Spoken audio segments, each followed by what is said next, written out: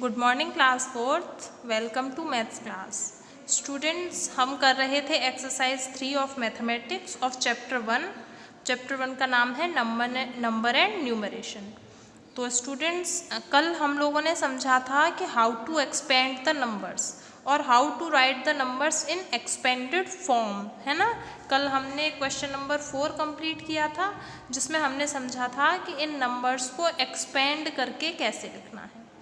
Now come to question number 5. Question number 5 is write the short form of each of the following numbers. कल आपको short forms दी हुई थी और आपने expand किया था। आज आपको देखिए एक्सपेंडेड फॉर्म दी हुई है ना, और आपको शॉर्ट फॉर्म में कन्वर्ट करना है। कैसे करेंगे आइए समझते हैं। स्टूडेंट्स, ये क्या लिखा है? 1, 10, 100, 1000, 10,000, lakh, 1 lakh, 30,000, 2,000, 176। देखिए इधर कितने ज़ीरो हैं? 5, 4 0, 3 0, 2 0, 1 0 एंड 0 0। इधर कोई ज़ीरो नहीं है, मतलब नो ज़ीरो। तो ये सही सीक्वेंस बना है, इसमें कोई भी प्लेस स्किप नहीं हुआ है।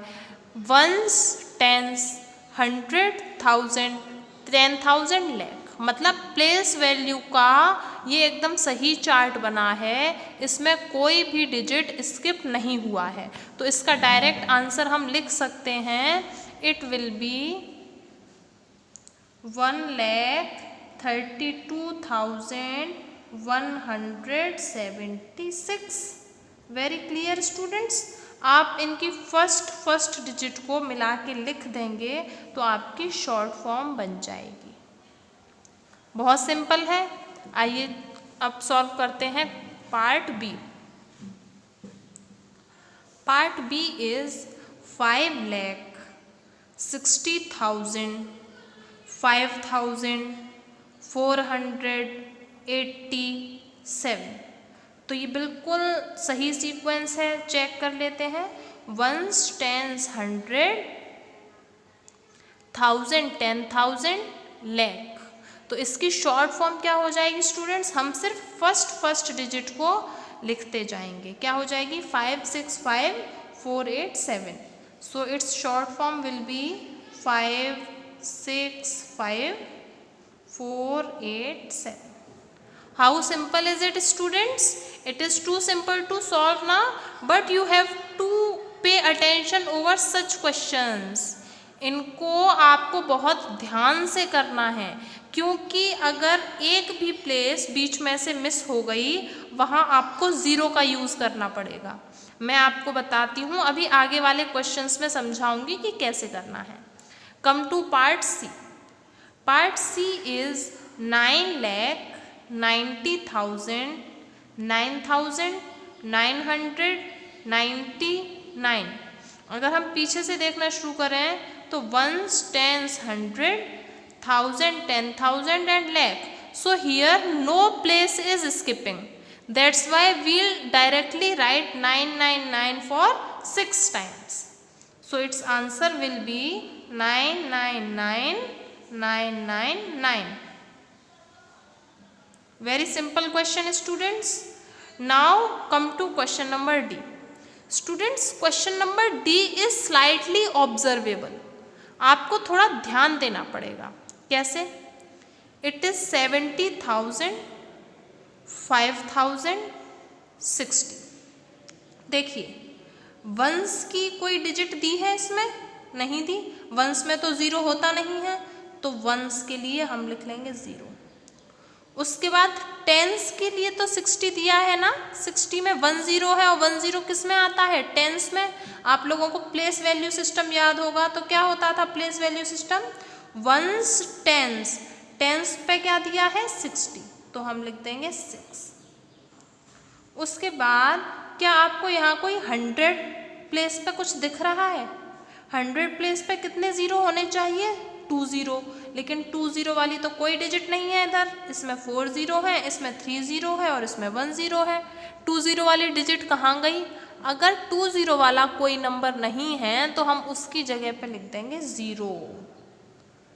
अब जो मैंने अभी बताया था ना कि कैसे ऑब्जर्व करना है आपको, अब ये ऑब्जर्व करके लिखना है। विदाउट 0 का कोई डिजिट नहीं था इसलिए हमने 0 लिख दिया। फिर 10 वाला 6 आ गया तो 10। अब 20 वाली डिजिट आनी चाहिए ना, 20 वाला नंबर कोई है ही नहीं तो उसकी जगह पे हम 0 लिख देंगे। फिर 30 वाला तो 5000 तो 5 लिख देंगे, और 40 वाला 7। मतलब या तो आप प्लेस के अकॉर्डिंग या नंबर ऑफ 0 के अकॉर्डिंग ये आइडेंटिफाई कर सकते हैं कि क्या बीच में से कोई नंबर छूट रहा है। फॉर एग्ज़ाम्पल आपको इधर 40 दिए हुए हैं, है ना, 1 2 3 4, तो आपने 7 लिखा। फिर 4 के बाद 30 वाली डिजिट भी दी हुई है, 1 2 3, 30 की डिजिट क्या है 5, तो आपने 5 लिख दिया। अब स्टूडेंट ध्यान दो, 40 30, अब 20 वाला कोई नंबर आना चाहिए ना, लेकिन 20 वाला तो कोई नंबर है ही नहीं तो उसकी जगह पे हम लिख देंगे 0। फिर 20 के बाद 10 वाला एक नंबर आ गया, वो क्या है 60, तो 60 का लिख देंगे 6। अब 90 वाला भी कोई नंबर नहीं है तो उसकी जगह पे 0। बस हमें प्लेस वैल्यू टेबल में ये देखते हुए चलना है कि जिस प्लेस पे कोई नंबर नहीं दिया है हम उसकी जगह पे 0 लिख देंगे। Okay students, come to part E, एक बार और समझते हैं। देखिए 3 लाख मीन्स 50, तो हमने 3 लिख दिया। अब 3 लाख के बाद 1000 वाली 10,000 वाली डिजिट आनी चाहिए थी ना, मतलब 50 वाली डिजिट के बाद अब कौन सी आनी चाहिए थी 40 वाली, लेकिन 40 की तो कोई नंबर दिया ही नहीं है, 40 तो स्किप हो गया, उसके बजाय 30 वाला एक नंबर आ गया है, तो हम 40 की जगह क्या लिख देंगे 0। अब आ जाते हैं 30 वाले नंबर पे, 1 2 3, 30 में देखिए दिया हुआ है 6। अब फिर से ध्यान दीजिए, क्या कोई ऐसा नंबर लिखा है जिसमें 20 हो? कोई ऐसा नंबर नहीं है जिसमें 20 हो, उसकी जगह पे 0। फिर क्या कोई ऐसा नंबर है जिसमें 10 हो? Yes, it is 7। और क्या कोई ऐसा नंबर है जिसमें कोई भी 0 ना हो? Yes, it is 7। So our answer will be 3,06,077। अब आपको ये समझ आया स्टूडेंट्स कैसे शॉर्ट फॉर्म लिखते हैं? हम डायरेक्ट नहीं लिख सकते कि 3677 लिख दिया और आंसर आ जाएगा। No, we have to first observe कि whether is there any number missing और नॉट। 30 लाख में होते हैं और लाख से पहले 10,000 वाली डिजिट यानी कि 40 वाली डिजिट आनी चाहिए थी, और अगर नहीं है तो हमने 0 लिख दिया। फिर 1000 वाली यानी कि 30 वाली डिजिट आनी चाहिए थी, वो है तो हमने 6 लिख दिया। फिर 20 वाली डिजिट यानी कि 100 वाला नंबर जिसमें 2 0 हों वो आना चाहिए था, लेकिन वो तो है ही नहीं तो उसकी जगह हमने 0 लिख दिया। Then 77। Very simple question students. Come to part F. Part F भी बिल्कुल वही है, देखिए 4 लाख मीन्स 50 4। अब उसके बाद there is no any number containing 40, 40 वाला कोई नंबर नहीं है तो 0। 30 वाला भी कोई नंबर नहीं है तो 0। 20 वाला नंबर है, क्या है 400, तो इसका लिख देंगे 4। 10 वाला भी नंबर है, क्या है 40, so we write 4। And no 0 वाला भी नंबर है, that is 4। So our answer will be 4,444।